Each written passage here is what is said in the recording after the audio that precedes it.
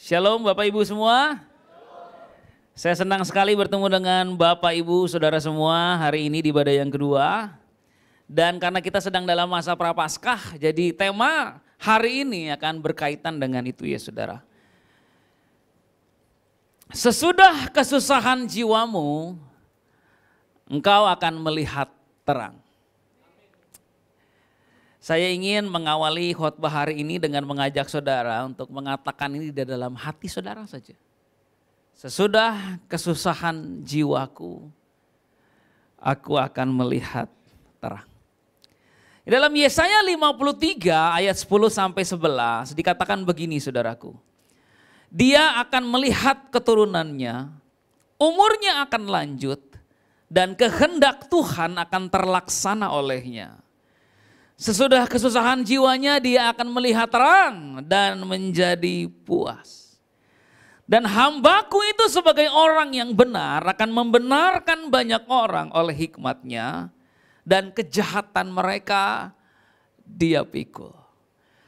Nah saudara, dunia ini memang sudah menjadi tidak sempurna. Dunia ini menjadi dunia yang terkutuk. Sejak manusia jatuh ke dalam dosa. So ketika orang-orang mencari keadilan di dunia ini, hanya sedikit orang yang akan mendapatkan. This world is not fair dan tidak akan pernah bisa adil. Dunia ini akan mendatangkan kesusahan buat banyak orang yang tinggal di dalamnya.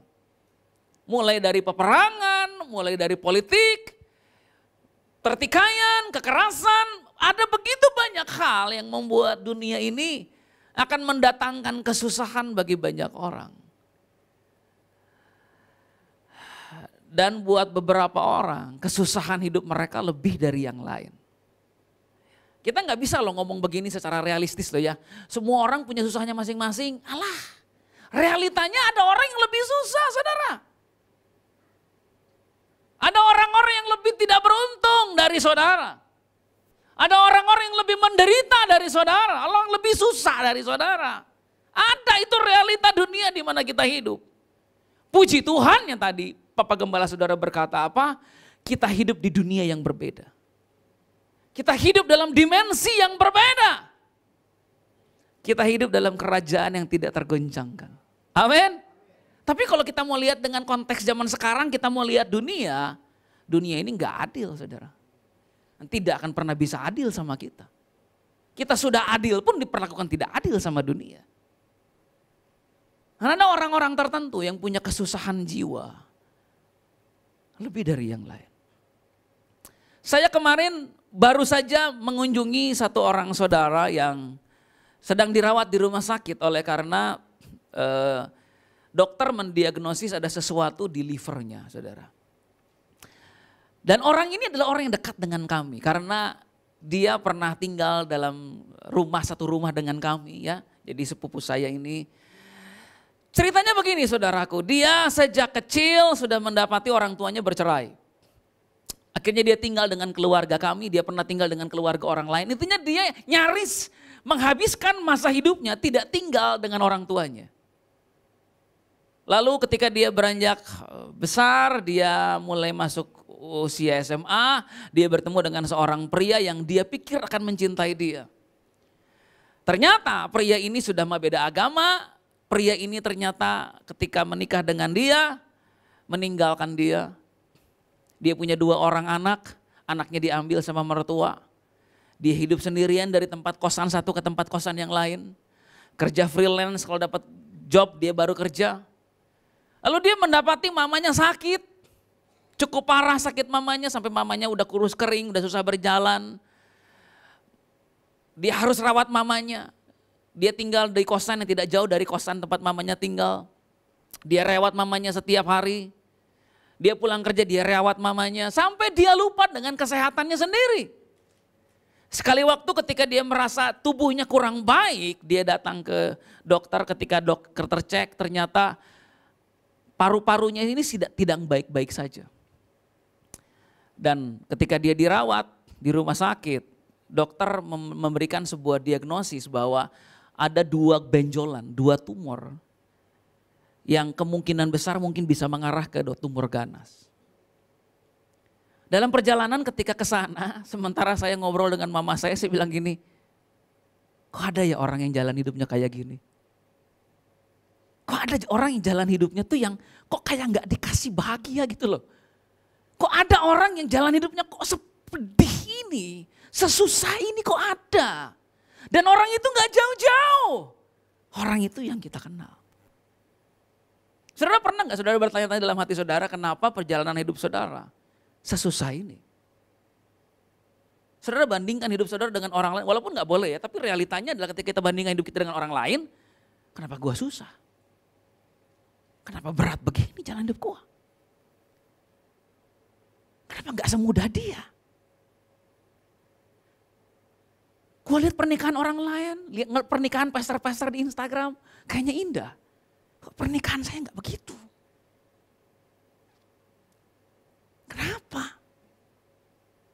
Nah ini pertanyaan yang Tuhan ingin jawab dengan kematiannya di kayu salib. Ini pertanyaan yang Tuhan ingin jawab dan saya ingin mengajak saudara untuk melihat arti dari kesusahan jiwa. Kesusahan itu merujuk kepada sebuah pengertian bahwa ada kerja keras yang disertai penderitaan. Ada jerih payah yang disertai dengan tekanan yang berat. Jadi orang udah kerja keras, udah menderita, udah susah payah. Ini yang dia alamin. Dia juga mengalami kelelahan secara fisik dan emosional. Udah komplit. Kan enaknya begini saudara ya, enaknya tuh kalau kita kerja keras, tapi jiwa kita gak susah. Ya, jadi setelah kita kerja keras, jalan-jalan kita kemana? Pangandaran, kan enak ya. Habis kerja keras seminggu penuh, aduh stres sama meeting. Liburan yuk kemana? Disneyland, kan enak. Ini udah kerja keras habis-habisan. Di rumah juga sakit hati. Banting tulang buat keluarga, suami tidur-tiduran. Saya baru dengar berita terbaru di Instagram ada suami mukul istrinya pakai barbel gara-gara disuruh kerja. Saudara tahu bahwa ada banyak orang di dunia ini, bukan cuma kerja keras secara fisik, tapi menderita secara jiwa. Mereka punya kehidupan yang sangat-sangat tidak ideal. Buat orang-orang ini, Yesus juga mati buat mereka. So, ketika akhirnya saya datang ketemu sepupu saya, ngobrol-ngobrol, cerita, sharing, ditutup dengan doa kan ya. Saya bilang sama dia begini, agamamu apa sekarang? Karena dulu kan dia Kristen ya, lalu akhirnya nikah dengan orang yang lain agama. Agamamu apa sekarang? Kok nanya langsung ke situ? Gitu, mama saya dan lain-lain bilang enggak. Saya harus tanya ini karena kita mau berdoa dengan iman. So agama kamu apa sekarang? Dia jawab ya agama seberang itu ya. Saya bilang begini, saya akan berdoa buat kamu dalam nama Yesus. Dan saya mau supaya dengan pengalaman yang kamu alami sekarang, kamu akan menempuh perjalanan pribadimu sendiri untuk menemukan Tuhan yang benar. Saya nggak akan dengan sombong berkata Tuhan saya Tuhan yang benar sama kamu. Karena itu nggak akan mendatangkan apa-apa. Tapi ini yang mau saya buat. Kalau kamu mau menjalani sebuah perjalanan iman, di mana kamu mau menemukan Tuhan yang benar, kamu akan bertemu Tuhan. Penyakit ini akan bawa kamu ketemu Tuhan. Kalau kamu mau datang berseru, Tuhan tolong saya, selamatkan saya. Tuhan yang benar itu akan datang sama kamu. Kita doa. Kita berdoa mematahkan kutuk, ya berdoa melepaskan kasih karunia, terus dia nangis. Setelah amin saya bilang begini, perjalanan iman kamu dimulai dari sekarang. It's not about religion, it's about faith. Ini gak bicara agama, kita gak lagi ngomongin agama, kita lagi bicara iman. Dan Tuhan yang benar. Saya harap di masa-masa di mana kamu mengalami kesusahan jiwa, kamu berjumpa dengan Tuhan yang benar itu. Saudara, akan ada banyak orang di hari-hari akhir ini mengalami kesusahan jiwa. Akan ada dan lebih banyak orang lagi. Tapi kesusahan jiwa ini akan menjadi sarana Tuhan untuk menuntun mereka berjumpa dengan Dia. Amin. Jadi kita nggak boleh takut Indonesia cemas, nggak boleh. Indonesianya cemas mah silakan aja. Kita enggak. Kita orang-orang yang percaya Tuhan ada bersama dengan kita. Amin. Tapi kalau saudara mulai lihat orang stres, orang takut, ya nggak apa-apa. Memang itu realita yang akan kita lihat. Dan kita justru harus berkata begini, Tuhan, semakin banyak kesusahan jiwa yang aku lihat, semakin aku tahu bahwa ini tahun penuaian. Ini benar-benar tahun penuaian. Memang akan ada banyak orang stres di sekelilingku dan kadang itu mempengaruhi kita, benar gak sih? Kalau kita ngelihat orang stres, kita kan suka kepengaruh ya. Orang bikin konten di Instagram misalnya, guys, lu tahu nggak guys, gitu ya. Sekarang dolar udah 18.000. Kita kan langsung, wah masa sih, gitu kan. Kita kan kepengaruh ketika kita dengerin konten orang. Contoh sederhananya adalah, guys, lu tahu nggak guys? Aduh, ada cowok yang kita agung-agungkan, ya kita pikir dia cinta sama istrinya, ternyata guys, ya udah goyang kan di situ juga kan. Kita mulai mikir, kalau cowok sealim dia aja bisa selingkuh, apalagi cowok gua. Kan kita jadi kepengaruh, benar gak sih? Hah? Benar gak? Tapi apapun yang saudara dengar di luar, itu gak perlu berpengaruh sama kita. Kesusahan orang tidak harus jadi kesusahan saudara. Kekhawatiran orang gak perlu jadi kekhawatiran saudara. Ketakutan orang gak perlu jadi ketakutan saudara. Biarkan orang-orang ini takut. Karena itu akan membawa mereka berjumpa dengan Tuhan yang benar. Amin. So kenapa Yesus harus melewati perjalanan di mana jiwanya mengalami kesusahan? Karena dia harus memberi kita sebuah teladan.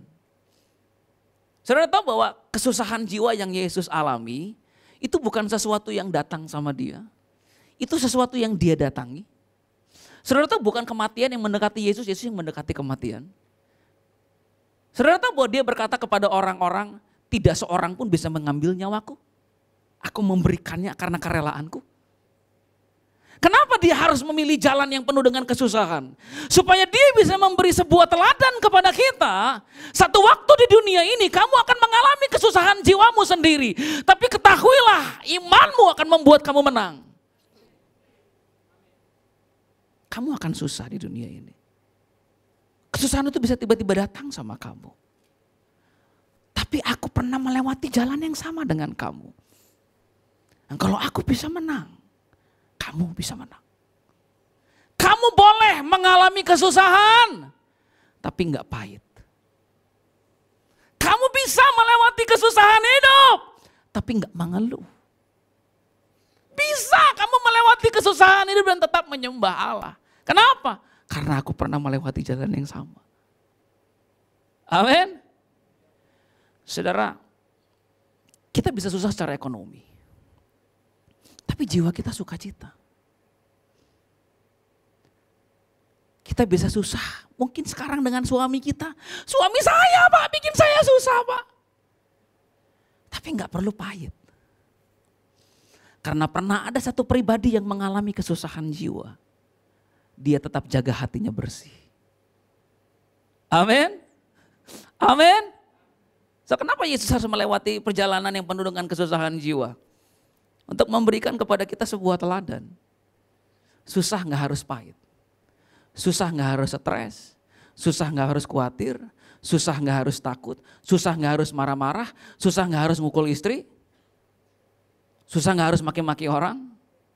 Susah bisa tetap bersuka cita. Amin. Sesudah kesusahan jiwaku, aku akan melihat terang. Karena mau melihat terang itulah, kesusahan jiwa ini gak membuat kita kalah. Tapi membuat kita menang. Nah masalahnya begini saudara, orang tuh gak ada yang mau hidup susah. Ketika manusia jatuh ke dalam dosa, kutuk itu turun atas manusia. Kutuknya berkata begini, susah payah, bersusah payah, berpeluh. Halo, kayaknya gak enak banget ini semua frase-frase di sini. Nah karena manusia udah kena kutuk. Kutuk apa itu? Hidup susah. Itu kutuk itu. Jadi manusia berusaha keluar dari kutuk itu kan. Maksudnya saya tanya dulu di sini deh. Siapa tahu salah saya ya. Siapa yang mau hidup susah angkat tangan? Oh enggak ada? Kurang jelas mungkin. Pakai bahasa Inggris lah. Jangan. Siapa yang mau hidup susah? Angkat tangan. Ayo. Ayo nanti dikasih iPhone 15. Tetap nggak mau dikasih iPhone 15 juga. Berarti kita sepakat ya. Tidak seorang pun manusia di dunia ini mau hidup susah. Masalahnya adalah kesusahan itu jadi kutuk buat kita. So gimana caranya kita bisa keluar dari kesusahan ini? Kutuk kesusahan ini. Manusia mencoba untuk hidup di dalam kemuliaan yang hilang. Dalam Roma 3 ayat 23 dikatakan begini, semua orang sudah berbuat dosa dan telah kehilangan kemuliaan Allah. Kehilangan kemuliaan membuat orang susah. Apa yang membuat dia susah? Pertama, dia kehilangan kuasa. Ketika Adam belum jatuh dalam dosa, dia punya kuasa. Karena kuasa itu Tuhan percayakan begini loh. Adam, kelola dunia ini ya, karena aku beri kamu kuasa. Saya mau tanya, kalau saudara sekarang owner perusahaan, mungkinkah saudara mengangkat seseorang jadi manajer perusahaan yang gak ngerti gimana cara manage? Kayaknya gak mungkin deh. Saudara akan angkat orang yang punya power, yang punya skill, punya kuasa untuk memanage. Nah Adam ini pernah punya kuasa untuk mengelola. Sejak dia jatuh ke dalam dosa, dia gak punya kuasa untuk mengelola. Dia punya kuasa untuk menghancurkan dunia ini, mengkorupsi dunia ini, dan cuma mengambil manfaat dari dunia ini. Dia gak bisa perbaiki dan dia gak bisa pelihara dunia ini. Itu yang terjadi sekarang sama para pemimpin yang kita punya. Yang mereka tahu cuma merusak dunia dan mereka gak tahu bagaimana cara memelihara. Kenapa? Karena kuasa untuk memelihara dunia udah gak ada. They only know how to destroy. Merusak, itu cuma yang mereka tahu. Kuasa itu hilang. Kuasa untuk hidup berhasil itu manusia gak punya. Tidak seorang manusia pun di dunia ini punya kemampuan untuk berhasil. Kutuk ada sama mereka. Tapi kan mereka pengen berhasil dong ya. Siapa sih yang pengen hidup gagal? Gak ada. Kedua, mereka kehilangan hadirat Allah. Hadirat Allah itu bicara perlindungan, penyertaan. Manusia hidup dalam ketakutan karena mereka gak merasa Allah ada bersama dengan mereka. Terakhir, manusia kehilangan keindahan. Banyak perempuan-perempuan sekarang insecure. Apalagi kalau habis nonton drama Korea ya. Aduh, Song Hye Kyo ini kok mulus terus ya. Padahal saya lebih muda dari dia. Aduh, Lee Min Ho sampai sekarang masih keren. Nah, saya kok udah karuan kayak begini. Kita jadi insecure. Kita merasa kita gak lagi indah, gak lagi istimewa, gak lagi berharga. Akhirnya apa? Orang cari ramuan awet muda. Nah, di titik itulah setan datang. Dan dia coba untuk memberikan kepada manusia solusi. Lu kan gak mau hidup susah ya? Enggak kan? Nah gini, kalau lo pengen usaha lo diberkati, datang sama gua. Naik ke atas gunung, naik ke puncak gunung, tinggi sekali. Kiri kanan kulihat saja banyak dukun di kanan kiri, itu kan ya? Naik ke atas gunung, kalau pengen sukses. Makan kalau pengen sukses aku punya jalannya. Dia tawarkan kesuksesan. Dengan cara apa? Dengan cara setan. Kamu udah umur 35 loh. Kamu tuh sebenarnya gak jelek-jelek amat. Gitu. Jadi jelek tapi gak jelek-jelek amat. Kamu gak jelek-jelek amat kamu ini. Jadi gimana caranya Mbah supaya saya bisa nikah? Ini pasang susuk aja di sini. Nah, kan? Jadi cantik kamu. Saya berapa kali pelayanan pelepasan di gereja saya, itu kita bisa lihat susuk itu keluar dari sini. Sekali waktu kita melayani satu ibu yang usianya sudah 85 tahun. Dia masih pakai susuk. Terus kita bilang, ibu mau gak didoain ibu? Mau Pak, supaya ibu ini gak sakit-sakitan ibu sembuh. Mau Pak, ya kita berdoa dulu pertama supaya ini susuknya ini ibu buang dulu. Saya gak mau. Lah ibu udah umur 88, ibu siapa lagi yang mau sama ibu? Kasarnya begitu. Maksudnya ibu mau mempesona pria mana lagi? Gak mau dilepas susuknya saudara, 85. 85. Geleng-geleng kita pendoa-pendoa ini.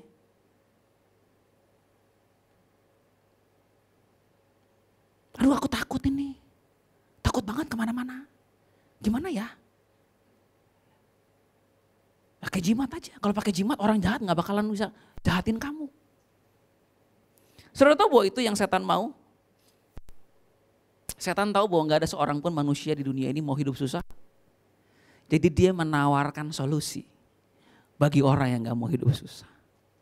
Masalahnya adalah begini, persebantuan apapun yang kita terima dari iblis, kita harus bayar berkali-kali lipat lebih banyak dari bantuan yang kita terima.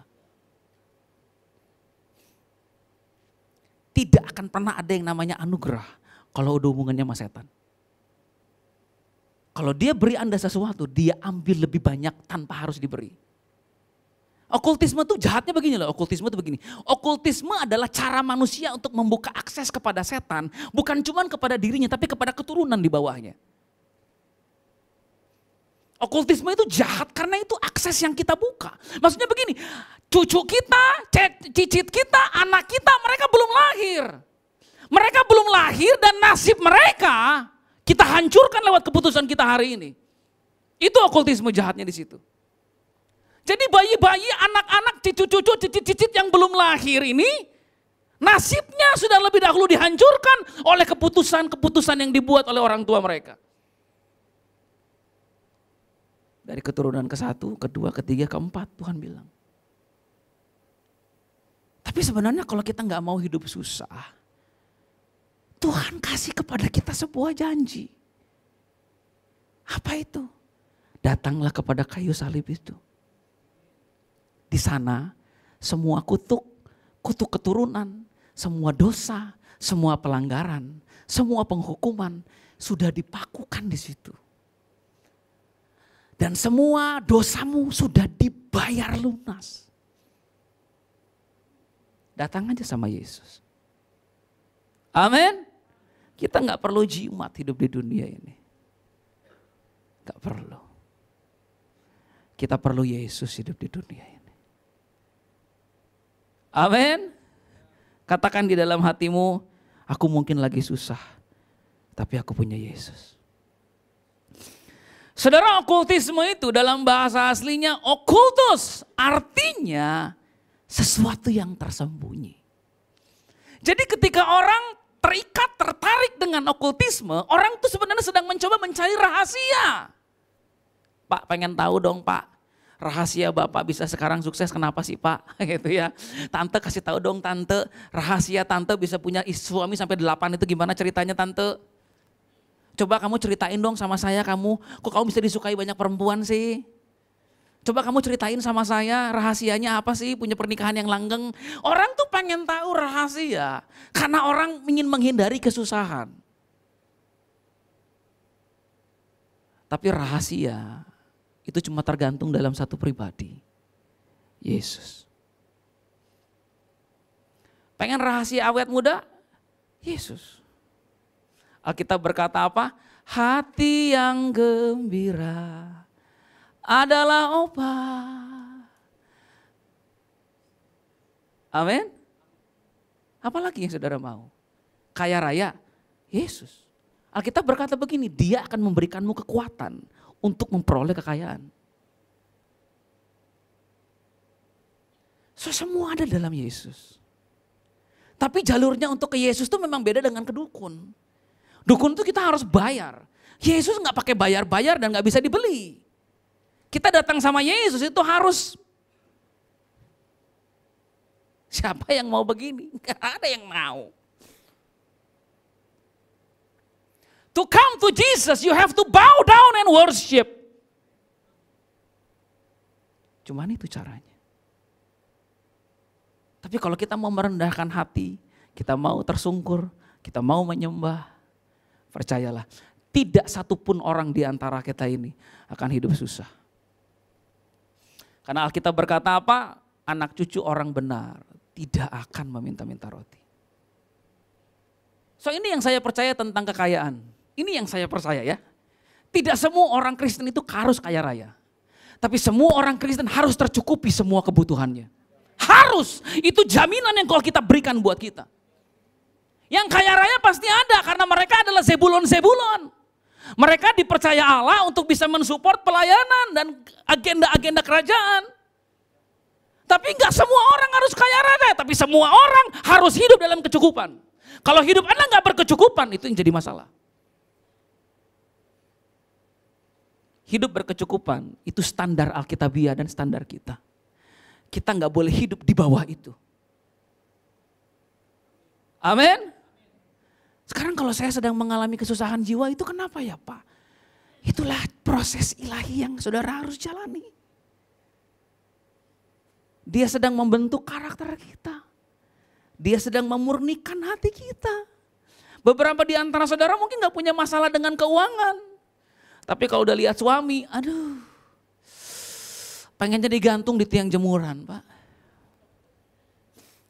Ya mungkin gak ada masalah dengan suami. Pas lihat anak. Pak, saya sekolahin tinggi-tinggi ke Harvard.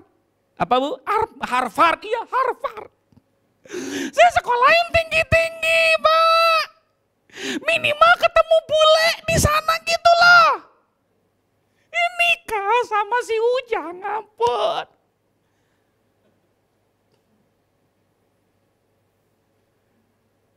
Jiwa Anda susah karena anak. Ya. Tapi percayakah saudara, sesudah kesusahan jiwamu, engkau akan lihat terang muncul dalam hidup anakmu. Amin. Kita bisa mengalami kesusahan jiwa, bisa. Tapi Yesus berkata, aku sudah menang. Aku sudah melewati itu. Kamu juga bisa.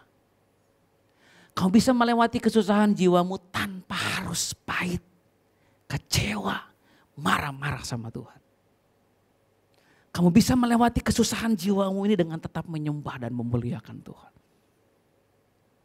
Katakan dalam hati saudara, aku bisa melewati kesusahan jiwaku dengan tetap mengucap syukur. Amin. Di Taman Getsemani, dia berkata, jiwaku seperti mau mati. Dan di atas kayu salib dia berkata, Eli, Eli lama sabachthani. Allahku kenapa engkau tinggalkan aku. Saudara tahu bahwa ungkapan ini punya dua makna. Makna pertama itu ungkapan Yesus mewakili manusia.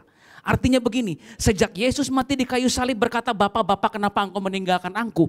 Tidak ada seharusnya itu orang manusia pun mengucapkan hal yang sama lagi. Karena Bapa sudah meninggalkan Yesus buat kita, supaya kita tidak lagi pernah ditinggalkan oleh Bapa kita sendiri. Amin. Jadi seharusnya kita gak boleh bilang begini, Tuhan, kok Tuhan kayak gak ada ya? Gak boleh. Karena itu udah diucapkan sama Yesus. Dia mengucapkan itu buat kita supaya kita gak harus mengucapkan itu lagi. Dia menanggung rasa ditinggalkan Allah supaya kita gak lagi merasa ditinggalkan oleh Allah dalam hidup ini. Allah meninggalkan Yesus supaya kita punya jaminan bahwa kita gak akan pernah ditinggalkan oleh Allah. Amin. Amin. Di dalam Matius 27 dikatakan seperti ini saudara. Orang-orang yang lewat di sana menghujat dia dan sambil menggelengkan kepala. Mereka berkata, "Woi, ya lo, ya selamatkan dirimu jikalau engkau anak Allah. Turun dari salib." Kalau itu peristiwa terjadi zaman sekarang, konteksnya jadi begini. Kita lihat yuk, ini waktu dia nyembuhin orang sakit cuma konten doang, atau beneran sembuh nih orang. Jangankan cuma konten doang, ternyata itu orang bayaran semua tuh yang sakit tuh dibilang, lu nanti kalau gua doain pura-pura sembuh ya. Nah bagaimana caranya kita tahu apa yang dia lakukan ketika dia sembuh, yang ketika dia sedang hidup ini, apa yang dia lakukan ketika dia pergi ke daerah-daerah nyembuhin orang. Bagaimana caranya kita tahu itu bukan konten? Dia harus buat mujizat buat dirinya sendiri. Nah kita lihat sekarang, turun gak dari kayu salib dia ini? Saudara, enak gak diketawain kayak gitu? Gak enak. Lalu mereka bilang begini, demikian juga imam-imam kepala bersama-sama dengan ahli Taurat dan tua-tua mengolok-olok Yesus dan mereka berkata, orang lain dia selamatkan, tapi dirinya sendiri tidak dapat dia selamatkan. Dia ini Raja Israel. Baiklah dia turun dari salib itu dan kami akan percaya kepadanya. Kan dia menaruh harapannya kepada Allah. Baiklah Allah menyelamatkan dia. Jikalau Allah berkenan kepadanya. Kenapa? Karena kan dia sendiri yang ngomong, aku adalah anak Allah. Saya mau segera selesai, tolong renungkan perkataan ini baik-baik. Pernah tidak dalam hidup saudara, Anda mendapati kalimat aku anak Allah dengan realita kehidupan itu tidak sinkron. Aku anak Allah. Anak Allah, bisnisnya lagi mandek. Siapa tuh yang ngomong tuh? Gitu ya. Aku anak Allah. Anak Allah katanya. Itu suami lu benerin dulu. Aku anak Allah. Anak Allah katanya. Udah dapat kerjaan belum? Pernah gak saudara merasa setiap kali Anda berkata aku anak Allah, iblis mengintimidasi dengan perkataan yang hidup lu gak sinkron dengan apa yang lu percaya. Orang lain dia selamatkan, dirinya sendiri gak dapat dia selamatkan. Ada itu ya pendoa-pendoa ya, tolong ya pendoa-pendoa ya gitu ya. Jangan dulu doain jiwa-jiwa, suami lo aja belum bertobat. Aduh kayaknya gak enak banget digituin deh. Maksudnya gini, masa orang lain mau lo selamatin? Aduh, anak lo belum selamat toh. Aduh, gak enak banget kayaknya itu. Pernah gak saudara ada dalam situasi di mana Anda gak bisa menyelamatkan diri Anda sendiri? You cannot save your own family. You cannot save your own marriage. You cannot save your own life. You cannot save your own future. Kenapa Tuhan posisikan kita seperti gini loh, kalau untuk melayani orang lain tuh kita bisa, tapi ketika berhadapan dengan realita hidup kita sendiri, kita menjadi benar-benar powerless, gak berdaya. Kenapa? Karena begini loh, God will save you by himself. Dilema jadi pelayan Tuhan itu begini, kita dipilih ketika kita tidak sempurna. Itu dilemanya di situ saudara. Karena dilemanya di situ, kita nggak sempurna. Ketika kita melayani orang, kita melayani dalam ketidaksempurnaan.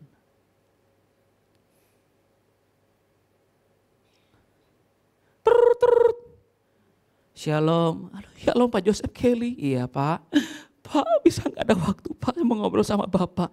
Bisa, ketemuan. Gimana Pak? Jadi gini Pak. Sejak itu pemberlakuan tarif Trump itu loh Pak. Ini saya jadi bingung ini Pak. Gimana nih bisnis saya ini Pak ya? Iya saya bisa mengerti Bapak. Saya jadi harus jual 2 mobil saya Pak. Padahal saya baru beli itu Ioniq yang terbaru itu. Iya percaya Pak, Tuhan tolong Bapak. Kita berdoa ya buat Bapak ya. Tuhan tolong Bapak ini. Selesai doain, bapaknya pulang pakai Alphard, saya pulang naik motor. Kira-kira yang perlu dikonseling siapa dalam kasus itu saudara? Saya apa bapak ini? Ayo jawab dulu. Yang perlu dikonseling siapa? Yang lebih susah siapa? Yang konseling apa yang dikonseling? Kan itu realita pelayanan. Hebatnya Allah adalah begini, dia tidak memilih pelayan berdasarkan status sosial. Dia memilih pelayan berdasarkan ketaatan dan penyerahan diri dan pengorbanan.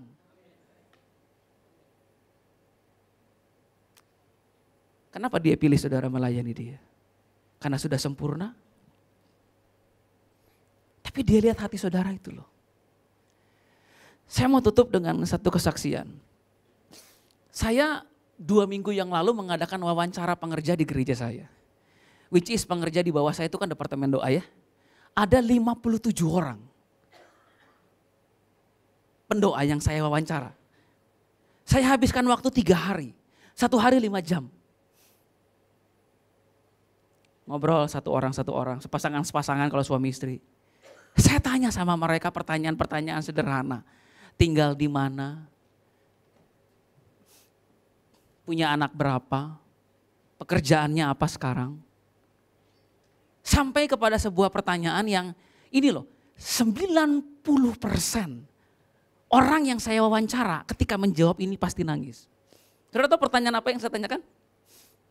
Pak, Bu, apa alasan Bapak Ibu mau melayani Tuhan di gereja ini? 90% nangis saudara. Saudara tahu jawaban mereka apa? Tuhan udah baik sama saya, Pak. Tuhan tuh baik banget. Jadi saya bisa buat apa lagi kecuali melayani Tuhan. Entah laki-laki, entah perempuan nangis. Itu yang membuat saya punya satu cakrawala tentang, wow, orang-orang yang mau melayani Tuhan sekalipun sedang mengalami kesusahan jiwa adalah orang-orang yang saya percaya sedang menerima tepuk tangan dari sorga.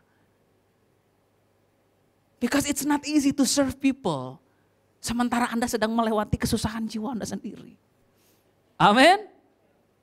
Tapi hari ini saya ingin mengajak saudara untuk dan menghibur saudara dengan membaca 2 slide terakhir. Pertama, Alkitab berkata dia akan melihat terang. Terang di sini artinya sukacita. Katakan sukacita. Setelah kesusahan jiwamu, engkau akan bersukacita. Yang kedua, terang punya arti penggenapan janji Allah. Setelah kesusahan jiwamu, engkau akan mengalami penggenapan janji Allah. Dan ayat tadi ditutup dengan sebuah frase yang sangat indah. Sesudah kesusahan jiwamu, engkau akan melihat terang dan saya membayangkan ketika nanti gereja saudara jadi dibangun, itu kepuasannya beda loh. Beda banget. Kenapa? Karena kita tahu perjuangannya ke situ. Ya. Ketika nanti tiba-tiba anakmu pulang ke rumah, "Ma, aku mau kenal Tuhan." Puasnya tuh beda loh. Beda banget. Ketika akhirnya tiba-tiba suamimu menemukan kembali kekuatannya untuk bekerja, untuk bisnis. Engkau kembali melihat suamimu terlahirkan kembali. Sebagai pria yang tangguh, imam yang luar biasa. Itu puasnya beda loh. Beda banget.